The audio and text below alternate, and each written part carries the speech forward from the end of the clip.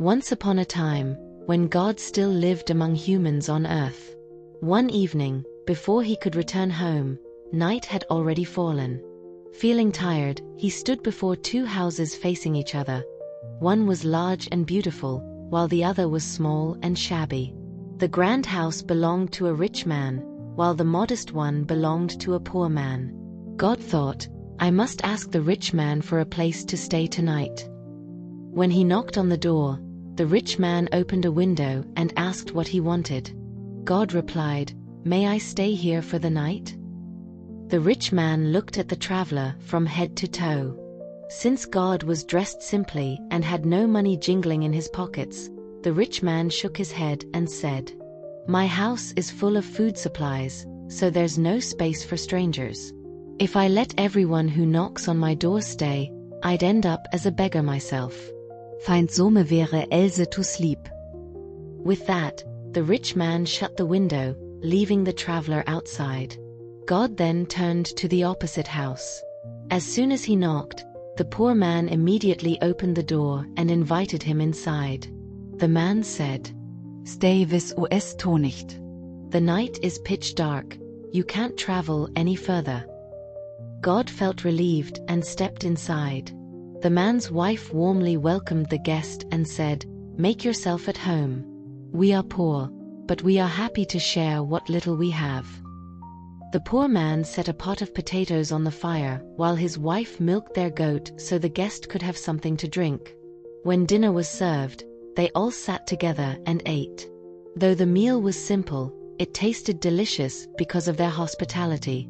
Before bedtime, the wife said to her husband, Tonight, we should give the guest our bed. We'll sleep on straw for the night. He must be exhausted from his journey. The husband agreed, saying, Yes, we should be hospitable.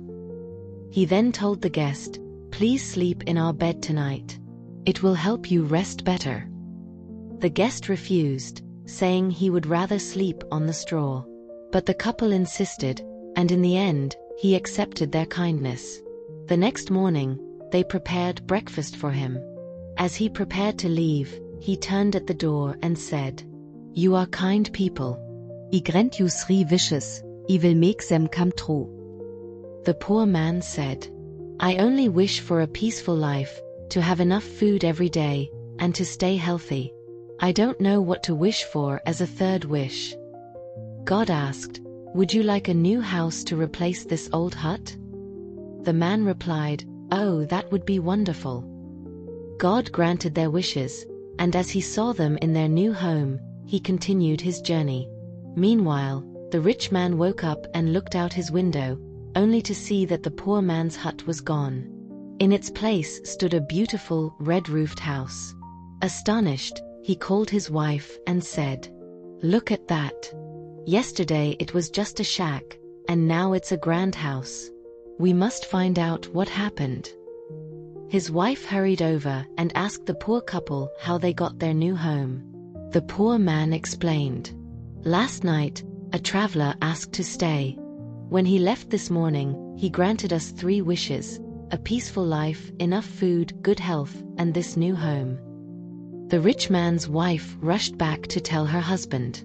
The man exclaimed, I should have been more generous.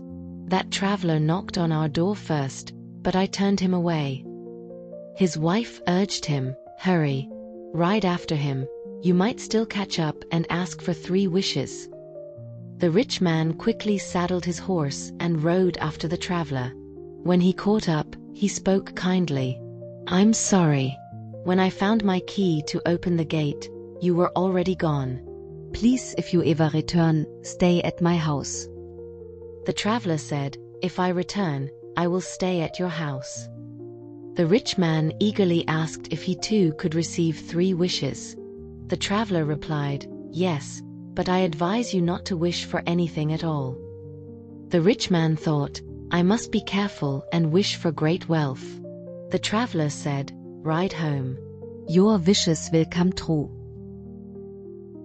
As he rode home, he loosened the reins while thinking about what to wish for. His horse kept jerking, making it hard to concentrate. Annoyed, He patted the horse's back and said, Lise behave. but the horse kept jumping. Frustrated, he blurted out, I wish you'd break your neck. Immediately, the horse collapsed and died. His first wish had been granted. Angry yet determined, he took off the saddle, carried it on his back, and walked home. He consoled himself. I still have 2 more wishes. The sun was scorching, and the heavy saddle burdened him. He thought, I schuld wish for endless riches. Then he imagined himself as a Bavarian farmer, wishing for unlimited beer. Suddenly, he remembered his wife at home and, without thinking, said, I wish she were stuck to this saddle instead of me.